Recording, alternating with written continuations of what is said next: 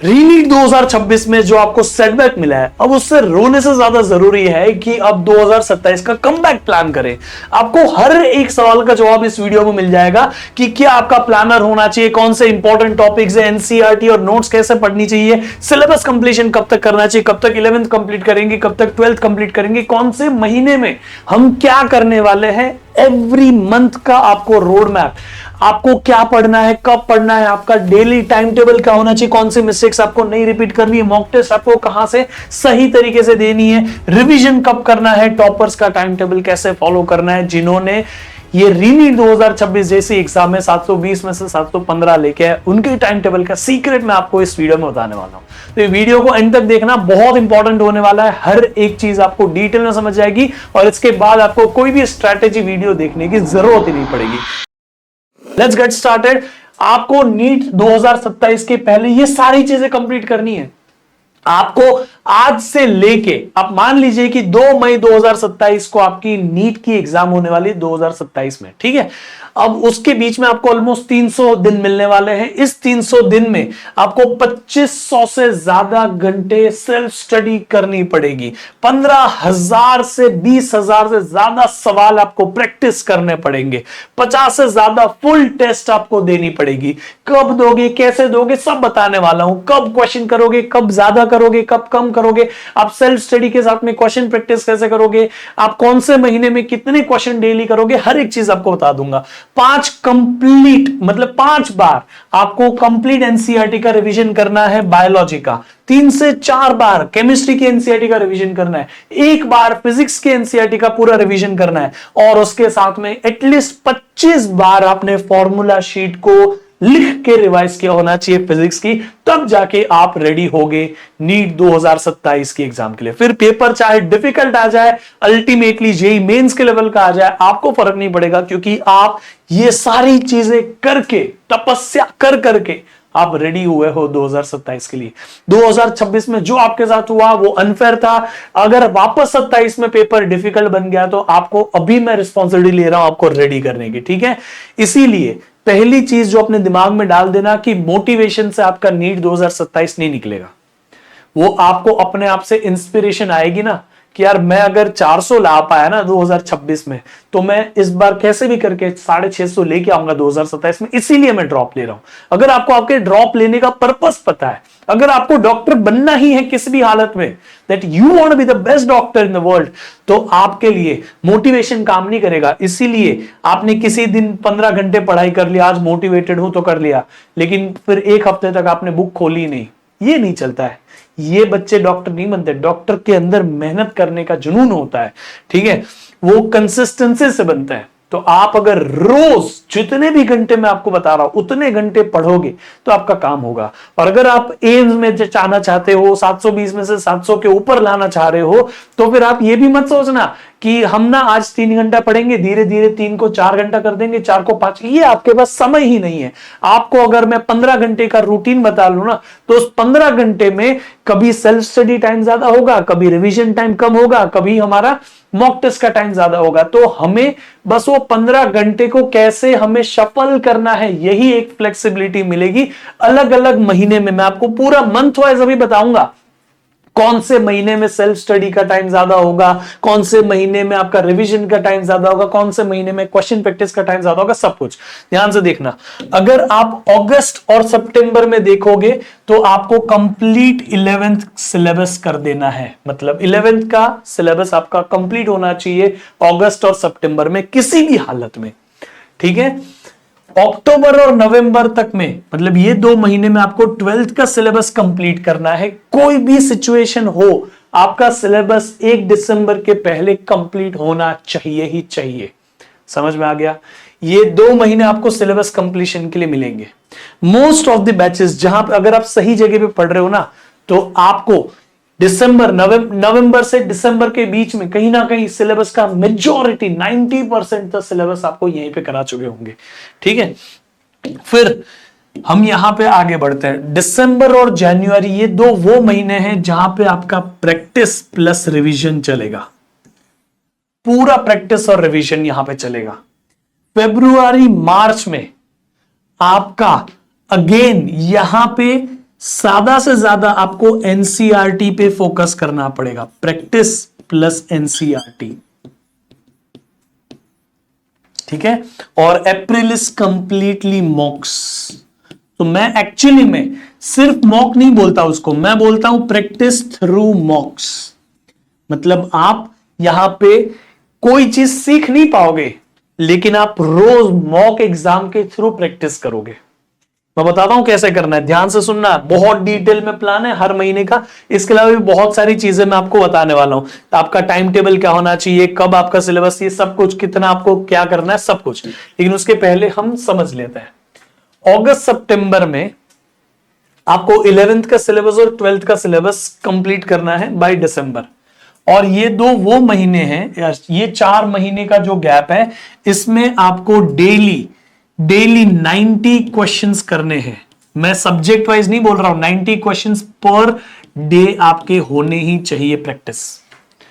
30 physics के, 30 chemistry के, 30 biology के होने ही चाहिए।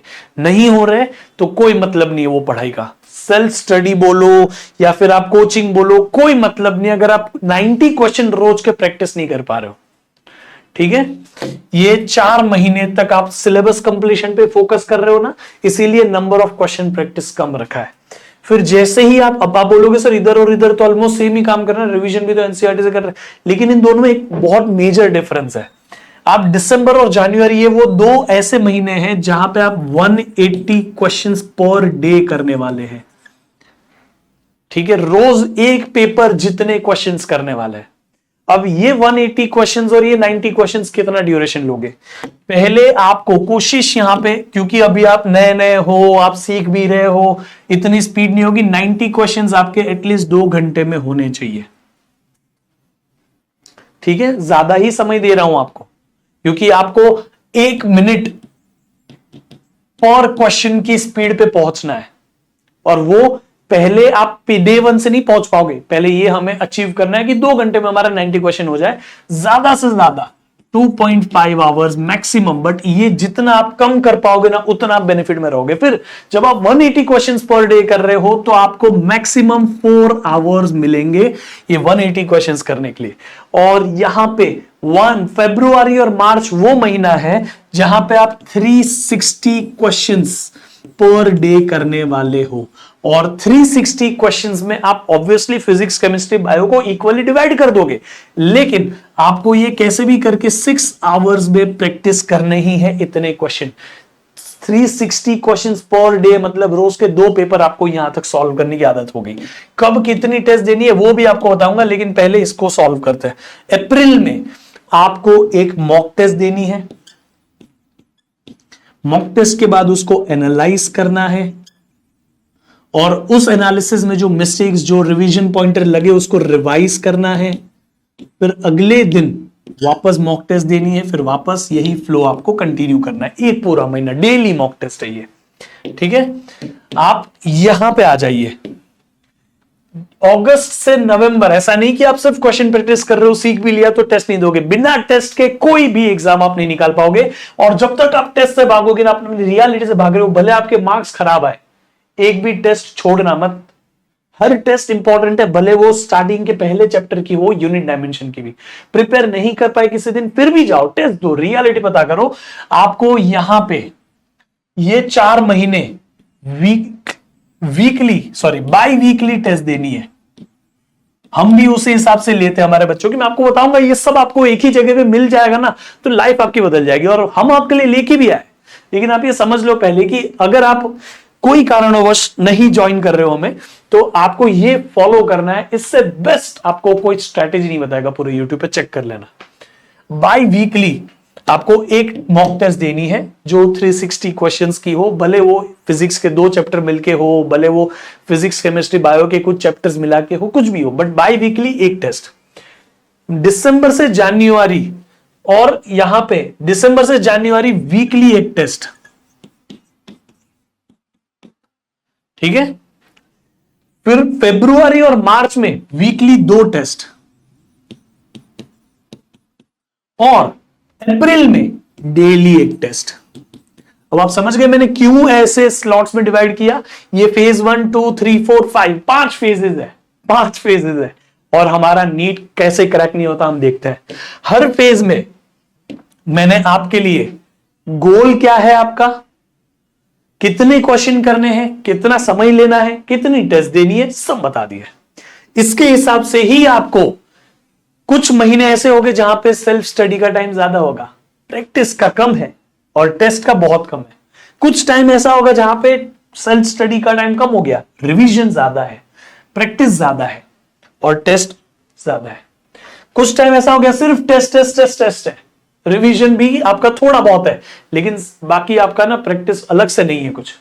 अब आप बोलोगे सर ये भी तो हम मॉक टेस्ट दे रहे हो, भी तो प्रैक्टिस हुई। नहीं, प्रैक्टिस दो तरीके की होती है। एक टाइम कंस्ट्रेंट के साथ, आप यहां पे ना 90 क्वेश्चन करने के लिए 2 घंटे लगा रहे हो। आप सोच के देखो, ये स्पीड से आप पेपर नहीं सॉल्व कर सकते। ये हो गई प्रैक्टिस। लेकिन यहां पे मैं आपको स्ट्रिक्ट कर रहा हूं कि 3 घंटे में आप कैसे भी 180 क्वेश्चन सॉल्व करके दो। तो ये हो गई टेस्ट के थ्रू प्रैक्टिस, और ये वो प्रेशर क्रिएट करेगा आपके लिए। और कोशिश करना बेटा पूरे अप्रैल में 2 से 5 के बीच में ही रोज एवरी डे 30 दिन 30 मॉक टेस्ट आप देनी है। सब कुछ मैं आपको दूंगा भी, कहां से आपको ये सारी चीजें दूंगा भी, ठीक है। ये सब आपको 2500 से ज्यादा घंटे की पढ़ाई, उसके साथ में 15 से 20,000 क्वेश्चंस, 50 से ज्यादा test, mock test, unlimited mock test, उसके साथ में हर वो सीबीटी, हर एक टेस्ट सीबीटी मोड में जो आपको नीट 2027 के लिए रेडी करेगा। On the top of that आपको प्रीवियस ईयर पेपर जितने सॉल्व करने सारे आपको एक जगह पे सीबीटी मोड में मिल जाएंगे, ताकि आप टेस्ट कर पाओ अपने आप को कि आप कहां हैं। डाउट सॉल्विंग का पूरा सपोर्ट, सब कुछ सिर्फ 4000 में। लेकिन आप लकी है क्योंकि आप इस वीडियो को इस पॉइंट तक देख रहे हैं। हम आपको ये सिर्फ 3000 में देना चाह रहे हैं। सिर्फ कोड यूज कर लो विजय 1000, विजय 1000, इसके पीछे 1000 लगा दो, आप कोड डाल दो, अभी क्यूआर कोड स्कैन करके एडमिशन ले लो। ये ऑफर निकल भी जा सकती है अगर आप ये वीडियो को लेट देख रहे हो। अब भी जाके देख लो, एक और डिस्क्रिप्शन में लिंक लगी हुई है, अगर कुछ भी आपको क्वेरी है तो उसमें फॉर्म भर दो, ठीक है। सब कुछ आपको करा जाएगा, वो भी डीसी पांडे सर के गाइडेंस में, और वो नीट 2027 स्पेसिफिक बैच है, ये रेडी करेगा आपको हाईएस्ट लेवल ऑफ प्रिपरेशन के लिए। अब आपका टाइम टेबल क्या होना चाहिए वो भी आपको बता देता हूं थोड़ा डिटेल में, ताकि हमने जो अभी हर महीने का काम डिवाइड किया ना, उन हर महीने में आपका कैसे टाइम टेबल होना चाहिए। अब मैं आपको एग्जैक्ट टाइम नहीं बताऊंगा कि 6:30 बजे उठो, रात को 2 बजे सो, ये नहीं, ये गधों का काम होता है। ऐसा नहीं होता है कभी टाइम टेबल बनाना, क्योंकि किसी को पता ही नहीं है ना कि आपके लाइफ में 1 महीने बाद क्या सिचुएशन होने वाली है। लेकिन ओवरऑल आपका टाइम टेबल कुछ ऐसा होगा कि आपको 6 घंटे की क्लासेस होंगी। सेल्फ स्टडी आपको एटलीस्ट 2 घंटे का तो करना ही चाहिए। रिवीजन विद एनसीईआरटी, ये आप एज ऑफ नाउ अवॉइड करोगे जब आप पहले 4 महीने में हो, सिलेबस कंप्लीशन में हो, तब तक में आप रिवीजन विद एनसीईआरटी को अवॉइड कर सकते हो। या मैं बोलूंगा जो आपने कोचिंग में पढ़ा ना, जो आपने बैच में पढ़ा, उसको 30 मिनट्स देके रिवाइज कर लो। फिर प्रैक्टिस के लिए हमने पहले 2 घंटे रखे हैं। आप इससे ज्यादा समय ले रहे हो, आपका नुकसान है। ये प्रेशर में रहो कि 2 घंटे में आपको ये प्रैक्टिस करनी है। वो 90 क्वेश्चन पहले 4 महीने का शेड्यूल है। ये मॉक टेस्ट तो आपको वीकली है, बाई वीकली है, तो इसमें तो कोई प्रॉब्लम ही नहीं है। तो ये एवरी संडेज होगी, जिस दिन में आप बाकी सारी चीजें अवॉइड कर सकते हो। लेकिन ये मॉक टेस्ट देने के बाद में ये गलती मत करना जो सब करते हैं। सब मॉक टेस्ट देके भूल जाते हैं, अरे यार गलत मार्क्स आ गए, कम आ गए, डिप्रेशन में चले गए। ये नहीं, हर मॉक टेस्ट के बाद एनालाइज करो। Every mistake is a treasure for you, ताकि आप वो मिस्टेक कर चुके अब रिपीट नहीं करना है। इसके लिए आपको अच्छा हो पहले पता चल गई, ये अपॉर्चुनिटी के साथ में मिस्टेक को देखो, पूरा पेपर एनालाइज करो कि भाई फिजिक्स में क्या, केमिस्ट्री में क्या, बायो में क्या चीज में गड़बड़ हुई, कॉन्सेप्ट नहीं आया, कैलकुलेशन एरर हो गया, पता ही नहीं था ये कभी क्वेश्चन ऐसा बन सकता है। जो भी है सब डिटेल में एनालाइज करो, आपको प्रॉपरली वो मॉक टेस्ट का फायदा उठाना है, ठीक है।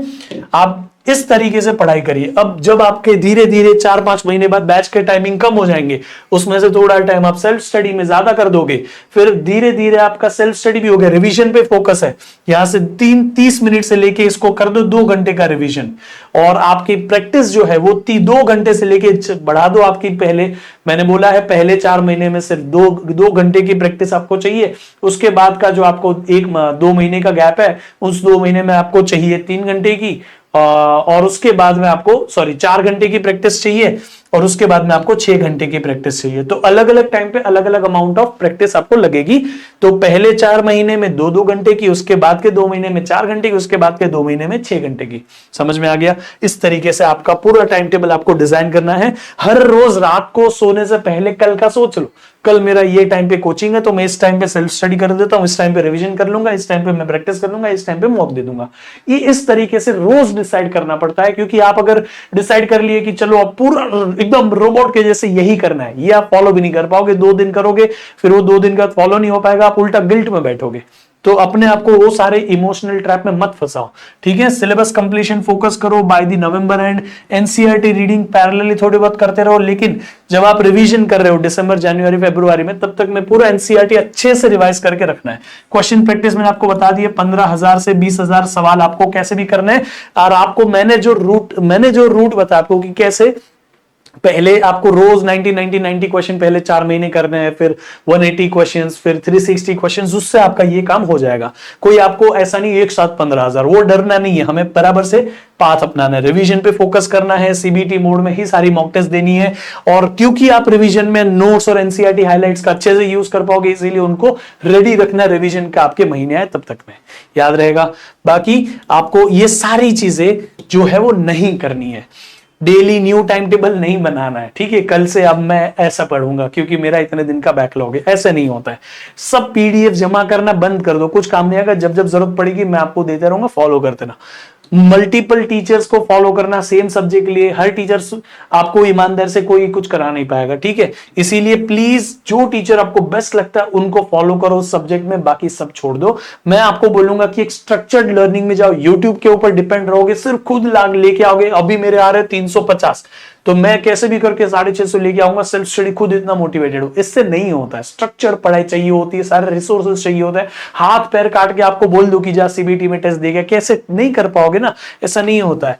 आपको बराबर से अपनी हेल्थ का ध्यान रखना है। जो भी छोटा मोटा आप एक्सरसाइज या कहीं खेल कूद में हो इन्वॉल्व, वो बेसिक आपको रखना है, लेकिन उसी में डाइवर्ट नहीं होना है आपको। अगर पढ़ाई कर रहे हो बिना टेस्ट के तो भाई मत करो। इससे अच्छा आप ड्रॉप ही मत लो, है ना। ये कोई काम का है ही नहीं, ध्यान से। तो ये सारी चीजें आपको अगर एक ही जगह पे प्रॉपर एक माइंडसेट के साथ में, गाइडेंस के साथ में अगर आपको चाहिए तो विजय बैच है। विजय बैच में हम आपको डिस्काउंट भी दे रहे हैं, जैसे मैंने बताया विजय 1000 कोड यूज करना, मिल जाएगा। ये कोड शायद इनवैलिड हो जाएगा कुछ नंबर ऑफ एडमिशन के बाद में, एक बार देख लो भी मिल भी रहा है कि नहीं। मिल रहा है तो जल्दी से ले लेना, ठीक है। तो this is there, we have almost started this batch. Join the batch, there might be some few seats left. जल्दी से जल्दी ज्वाइन कर लो।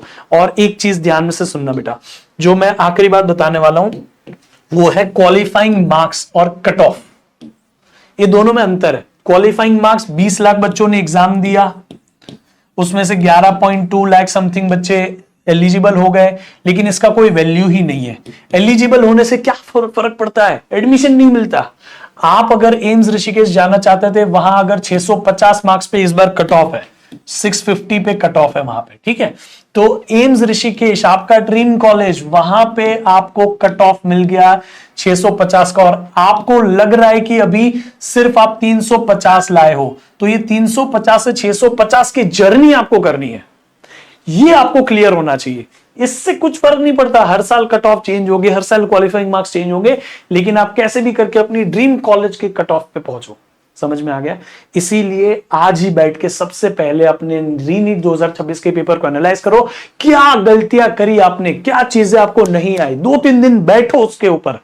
क्या मैंने ऐसी मिस्टेक करी जिसकी वजह से मैं इस साल सिलेक्ट नहीं हो पाया, लेकिन अगले साल ये गलतियां रिपीट ना करके मैं सिलेक्ट हो जाऊंगा। गलती हर इंसान करता है, लेकिन गधा होता है जो गलतियां रिपीट करता है, ठीक है। पढ़ाई करो, मचा दो। Bye bye, see you, take care.